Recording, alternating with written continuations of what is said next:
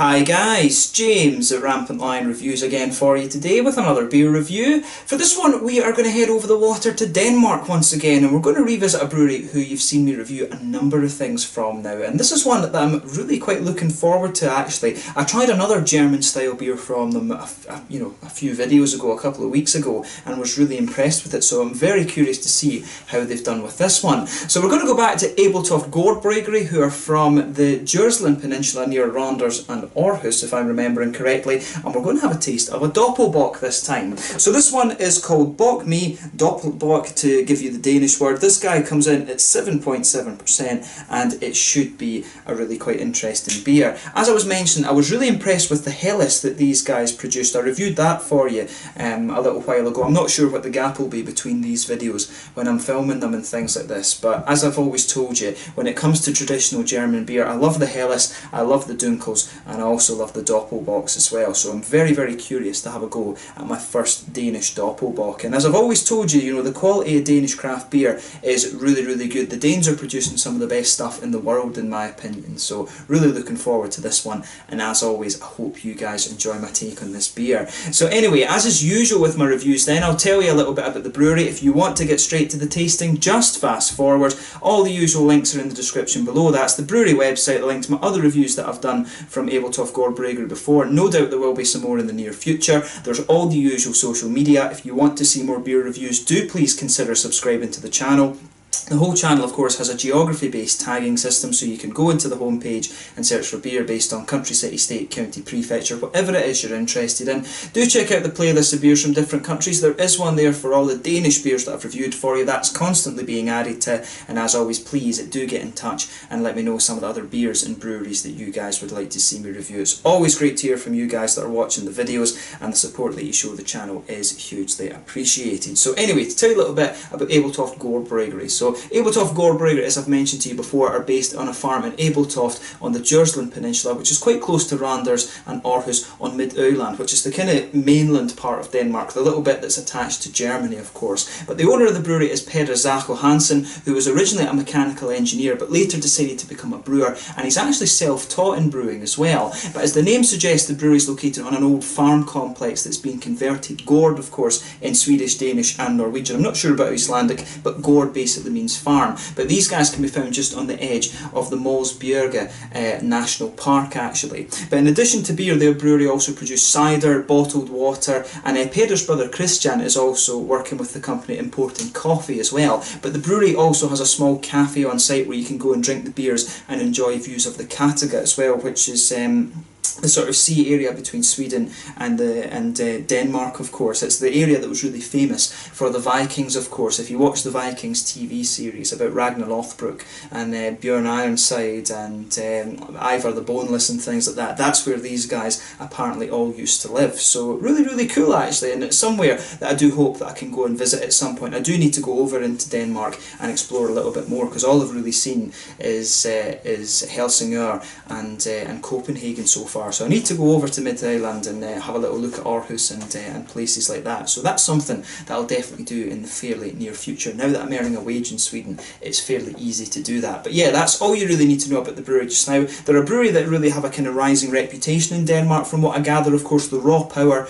IPA was one that really kind of put them up there with some of the Copenhagen breweries. But as I've told you, the quality of Danish craft beer is really good, and I would recommend that you try some of these Ebeltoft beers if you get the chance. But yeah, let's have a look at the actual beer itself now. If you want to read a little bit more about the brewery, check out the brewery website, and you can follow them on Facebook and things like this and see what they're doing with the ciders, the coffees, and of course the beers, the best part. But yeah, as you can see with this one, quite similar to the artwork that we had on the Helles, just a different colour actually. There you can see right in the middle of the bottle, that is the Ebeltoft GårdBryggeri symbol. Quite an ancient one, that. It looks a little bit like sort of Viking age sort of things, I guess, which is pretty cool considering the brewery is from the Kattegat area. You can see that is also on the bottle cap. On the side of the bottle here, I think this one is saying it's best before April 2019. It says here on the side, yeah, just Doppelbock in a 33 centilitre glass and 7.7%. So yeah, it should be really nice. As I said with the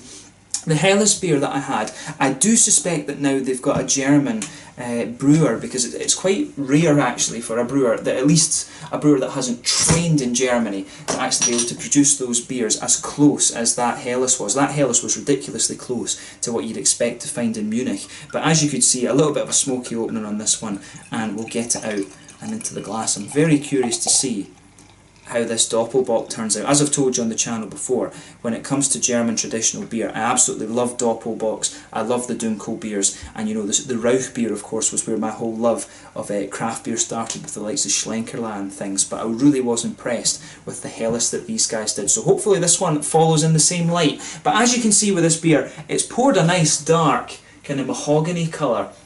I think it's definitely fair to say this one's a nice dark mahogany. There's a solid 2/3 finger of a frothy, I would say kind of beige fawn head on this one, and that head is kind of holding up quite well. One or two big bubbles sticking towards the side of the glass, and a few little ones going up towards the bottom of the head there. This one has a little bit of haze to it, but I think there was a little touch of sediment in the bottom of the bottle there.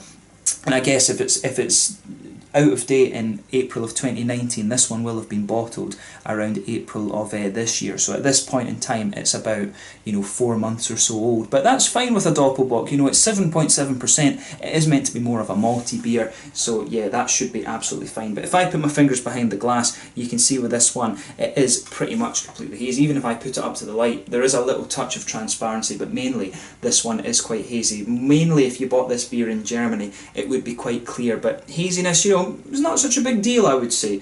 It's mainly about the flavour of the beer, but the haziness can often actually enhance the flavour. But let's take a closer look at the aroma then, and just see how we get on with this one. Oh, yeah. Again, this one is really close to what you would expect from one of the German beers. I mean, if you think of the Doppelbocks that spring to mind, I mean, you've got the Paulaner Salvator, which I think is the oldest one. You've got the Assam Bock from Weltenberger. You've got the Celebrator from Eyinger. There's a whole host of these ones. I forget what the Augustiner one is called. Is it the Maximator? And I reviewed that recently, and that was beautiful. As I always say, you know, as I've repeated a few times, the Doppelbock is one of my favourite styles of beer, but the aroma on this one is ridiculously close to what you would get from one of the German ones. And as I always say, you know, these German styles of beer are ridiculously hard to do unless you actually train in Germany. And that's what a lot of the Japanese brewers do actually. A lot of them go to Germany. And for example, the Fujizakura Heights brewery, they sent their brewer to Germany, to Bamberg actually, to learn how to brew the Rauch beers and the Doppelbocks and stuff. And they do them really nicely. So either this brewery, I think, have a German brewer, or they've sent their brewer to actually train over there. Or he has, of course, come to them as a German trained brewer. But this one smells lovely. So it has everything you'd expect of the style. You've got a nice bready malt base to it. It's got that nice kind of, I don't know if it's right to say pumpernickel bread, but that nice German fresh baked brown bread. It's got that element to it. You've got a lot of that nice brown sugar in there. There's a bit of sweeter caramel to it, but it's quite a toasty note, this one. There's maybe even a little bit of that darker, slightly treacle note to the beer as well. A little bit of a slightly nutty note to it as well on the back end of the nose. Not woody, this one. I would say it's more a nutty, kind of caramelly thing you're getting out of this. A lot of people say they get chocolate from a Doppelbock, but I've never bought into that. For me, the Doppelbock, it's all about the brown sugars. It's a big bready brown sugar beast of a beer for me. And this one, it's got a lovely bready base to it though. I really like how this one's going together, but it smells ridiculously close to what you're going to get from the likes of the Assam Bock, the Maximator, the Celebrator, all of these kind of things. I really do suspect it's a German brewer that's done this, or at least a German trained brewer. But yeah, a little bit of earthiness from the hops. It's got that typical German noble quality to it, you know, that little bit of sweetness to the earthiness, bit of a very slight floral character, and then some grassy notes as well. And the fruity notes to the beer as well just have a little bit. They've got a nice sort of the fruity character to this beer. It's got a little bit of an almost blackberry kind of note to it, but at the same time you've got a little bit of a kind of figgy, plummy raisin sort of thing. I'd say it's a kind of plummy, raisiny type. It's got a little touch of sharpness to it. It's got a little bit of the kind of darkness of the plums, but I want to say there's a little bit of a sort of blackberry kind of note to this beer as well.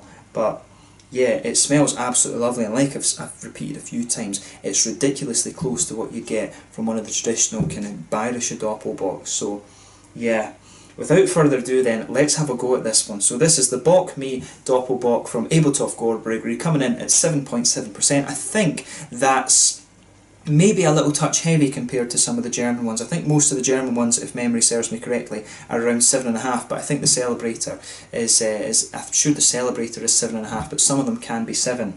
So it's a little touch heavier, I think, than most of the German ones. But that doesn't particularly matter as long as it's a good beer. But let's have a taste of this. The Bock Me Doppelbock from Ebeltoft GårdBryggeri, and from the Kattegat in Denmark. Let's get stuck in. Slange, skål, Prost. Prost, sorry.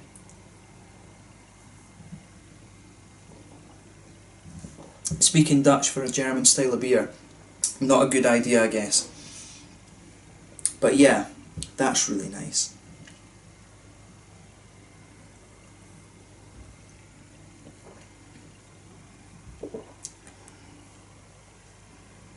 Yeah, I mean, what I would say about this one, it has all the flavour you would want, but the mouthfeel is just a little bit lighter, and I guess that's probably just the water. I think the Danish water is maybe just a little bit,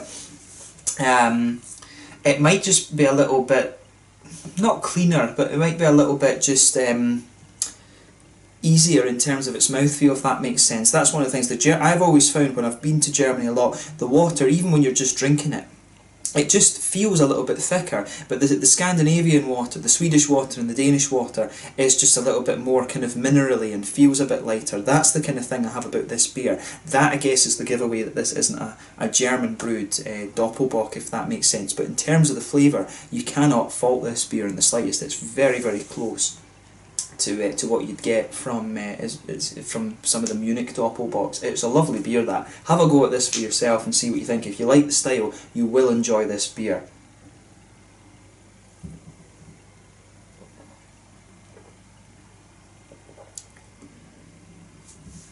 Yeah, that's really nice.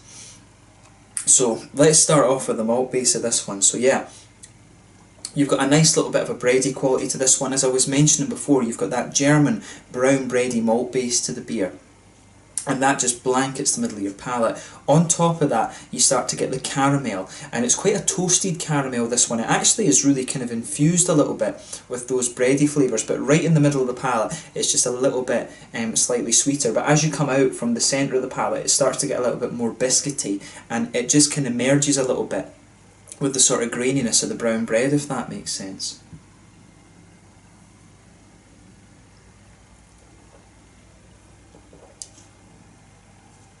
But yeah, there's a little touch of treacle in the centre of the palate as well. It's just got a little bit of that slightly darker, more syrupy brown sugar to the beer as well. As you head further forward towards the front of the tongue, I think it becomes a little bit woody as well.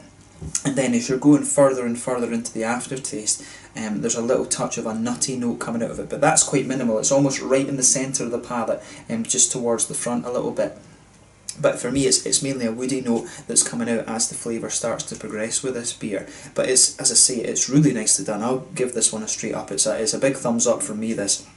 If you enjoy the Doppelbock style of beer and you see this one, don't be scared to have a go at it, because it's very, very close to the German ones. It's just the mouthfeel is a little bit lighter, I think. It's not quite as syrupy, I guess, as you might expect from one of the German brewed ones, but I think that's simply down to the differences between the Danish and the German water. I'm speculating right enough, I'm not an expert brewer, but that would be my opinion of this one. But very, very good beer.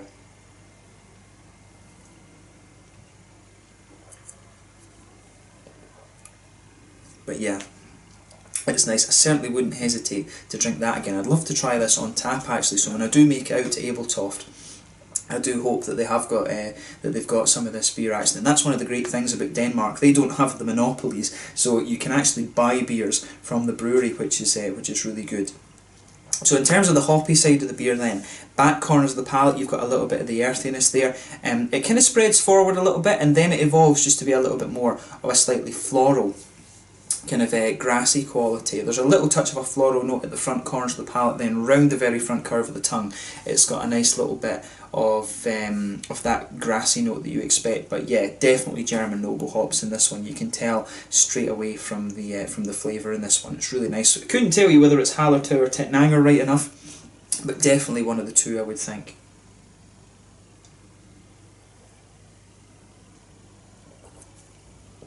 But yeah, that almost sweetness that you're getting from the earthiness in this beer, it really does build a good bridge between the sort of bready qualities that you're getting from the beer, from the malt base rather. There's a good bridge between the earthiness in this beer and the bready notes. That's one of the things that really makes the flavour flow in this one.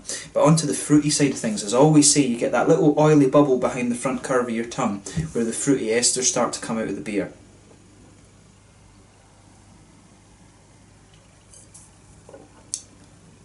Yeah, and for me, this one, it's really interesting actually. It's it's a little bit unusual.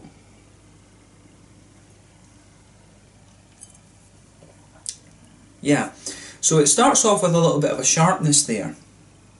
There's a little bit of a kind of figgy note to this one, which is interesting, but it's got a little bit of the kind of raisiny sharpness to it, this one. I think the raisins are the most kind of prominent note in the beer, but then it just evolves a little bit.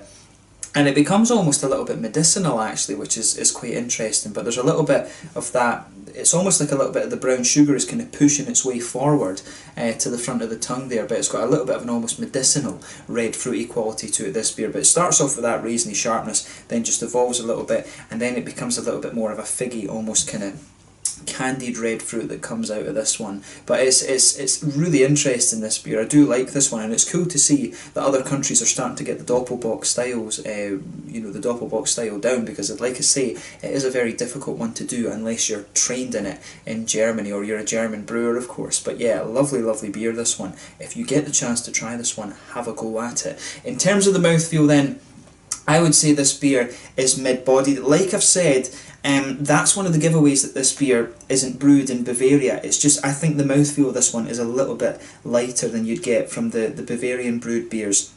And I think it's primarily down to the water, like I said.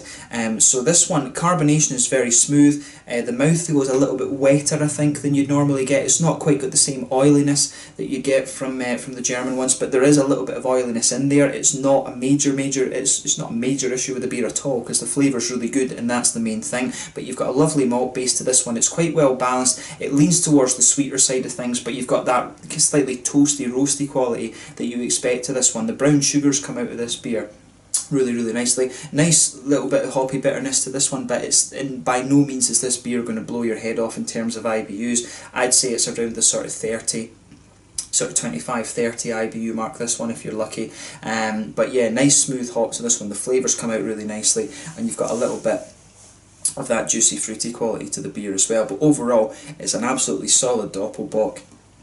Very, very close to what you would get to the ones you've brewed in Bavaria. The only tiny little difference to it is the mouthfeel. It's just a little bit wetter compared to the slightly more oily mouthfeel you'd get from the German ones. But a beautiful, beautiful beer, and I really wouldn't hesitate to drink this again. It's, you know, it's a lovely Doppelbock, and like I say, the cool thing about this one is that you're seeing a Doppelbock that's very close to the German ones being brewed in another country. So in my opinion, long may that continue. So yeah, great stuff from Ebeltoft GårdBryggeri once again. Absolutely loved reviewing this beer. So yeah, definitely gets a big thumbs up from me. So let's leave it at that. So once again, thank you for watching my beer reviews. Until the next time, please like, subscribe, share, all the usual YouTube stuff. Check out my social media. Let me know your own thoughts on this beer in the comment section below. Let me know what your favourite beers are from the Ebeltoft GårdBryggeri as well. Hopefully I can get out there and visit it at some point. Hopefully I can have a look and see, or I do hope that they've got a Dunkel beer that I can review at some point as well, because you know, if they can do the Helles this well and they can do the Doppelbock this well, I'm sure there must be a Dunkel there